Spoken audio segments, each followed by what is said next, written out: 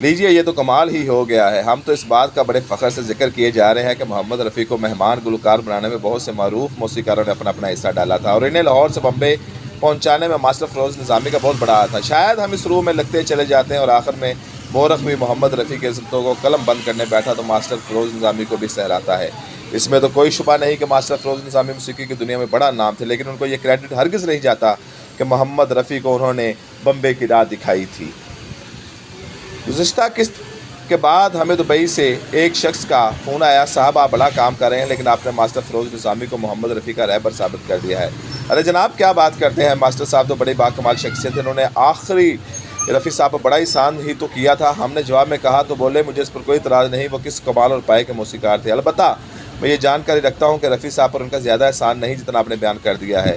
کچھ روشنی آپ ہی ڈال دیجئے صاحب۔ ہم نے کہا آپ کیا جانتے ہیں جو ہم نہیں جانتے؟ ماسٹر جی نے محمد رفیع صاحب کو موسیقی کے بارے میں کافی گائیڈ کیا تھا، لیکن وہ محمد رفیع سے بیر رکھتے تھے۔ چھوڑیے جناب، کوئی محمد رفیع سے کیا بیر رکھے گا، وہ تو بڑے درویش تھے۔ ہم نے کہا آپ کو یقین نہیں ہوگا، کس دن ان کے بھائی صدیق رفیق سے پوچھ لیجیے گا، آپ کے لاہور میں ہی رہتے ہیں۔ ہم نے چون کر حیر سے پوچھا کیا واقعی محمد رفیع کے بھائی لاہور میں موجود ہیں؟ جی بالکل، وہ بلال گنج کے اسی مکان میں رہ رہے تھے جہاں کبھی رفیع صاحب نے بچپن گزارا تھا۔ آپ ذرا کوشش کر کے ڈھونڈ نکالیں۔ صدیق رفیع 20-30 برس دبئی میں رہ کر گئے ہیں، ذرا ان سے تاریخ درست کرا لیجیے۔ عام طور پر جو لوگ محمد رفیع صاحب کے بارے میں کہانیاں بیان کرتے ہیں پھر تو ان کا کریڈٹ لیتے ہیں، کبھی یہ لوگ ان کی جان کے دشمن تھے۔ یقین نہ ہے تو ان کے سکے بھائی سے پوچھ لیجیے گا۔ دبئی والے خالد صاحب کون تھے، کیا تھے، یہ تو معلوم نہیں تھا، لیکن وہ ہمارے لیے فرشتہ ہی ثابت ہوئے۔ کون کافر جانتا تھا کہ ان کے سکے بھائی لاہور میں ہی رہتے ہیں۔ بے خبری کا یہ عالم آج کے تیز دھواں دار میڈیا میں کوئی زیادہ دیر تک چھپا کہاں رہ سکتا ہے، لیکن محمد رفیع کے ایک بھائی تو کیا ان کے دوسرے بھائیوں کے علاج بھی لاہور کے بلال گنج میں ابھی تک موجود ہے۔ یہ حیرت کا عالم تھا، بے خبری کی انتہا۔ ہم اپنے تعلق داری کے ہر کارے دوڑا رہے تھے کہ موسیقار، طبلہ نوازوں، گلوکاروں، حتیٰ کہ محمد رفیع کے نام کی برکت سے شہرت حاصل کرنے میں گلوکار انور رفیع سے بھی پوچھوایا۔ جواب ملا، سنا تھا کہ کہیں رہتے ہیں، نہ جانے اب کہاں ہیں۔ وہ موسیقار طبلہ نواز طافو کے بیٹے گٹارسٹ زیادہ طافو سے رابطہ کیا کہ وہ تلاش میں مدد کریں، ان کے پاس بھی کوئی امید بھری خبر نہ تھی۔ یہ تو حال ہے اس قبیلے کا، ہم سمجھ رہے تھے کہ صرف ہم ہی بے خبر ہیں، لیکن ادھر تو موسیقی سے وابستہ گھرانے بھی محمد رفیع کے بھائی اور ان کے بھائی گھر سے لا علم تھے۔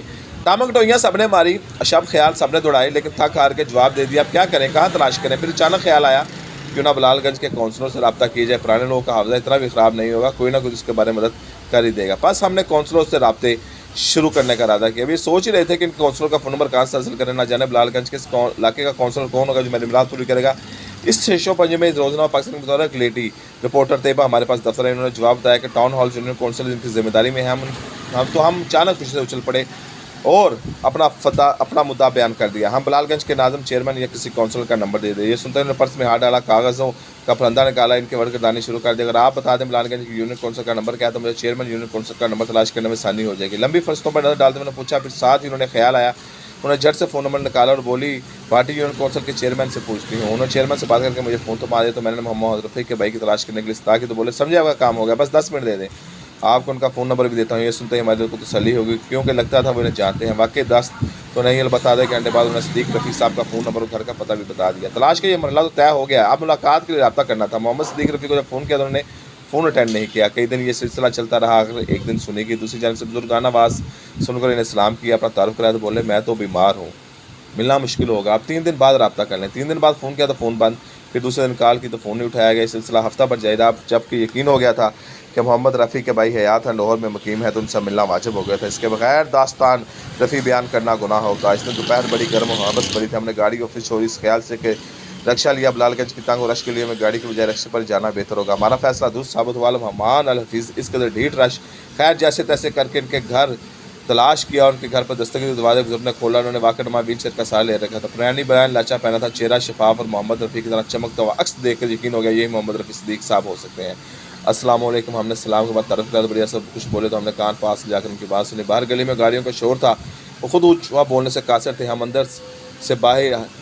ہم باہر سے اندر گئے، سمجھ لیے کہ وہ ہم سے ملاقات کے موڈ میں نہیں تھے۔ ہمیں تو شدید دھچکا لگا کہ محمد رفیع جیسے مرجان مرچ فقیر کا بھائی ہمیں دروازے سے ٹار آیا ہے۔ ہم گرمی سے ہاں پر رہے تھے، شکر تھا کہ ہم نے راستے سے منرل واٹر کی بوتل لے لی تھی، اوپر سے ان کا روکھا پن، ہم نے پانی کا گھونٹ دیا، صحافہ یا چستی کے ساتھ ان کی باتوں میں جا کر یوں سانس دلایا کہ جیسے ہم ان کے برسوں کے شناسا ہیں، کیونکہ یہ بات دل میں بیٹھ گئی تھی اگر آج واپس چلے گئے تو شاید پھر کبھی ان سے ملاقات مشکل ہو جائے۔ موقع ہاتھ سے کھو دینا کسی نالائکی سے کم نہ ہوتا۔ دراصل وہ میڈیا سے ملنے سے انکاری تھے، انہیں میڈیا والے کئی بار ڈاج کرا گئے تھے۔ خیر یہ قصہ یہاں بیان کرنا مناسب نہیں کہ انہیں میڈیا والوں کو کس نوعیت کی شکایات تھی۔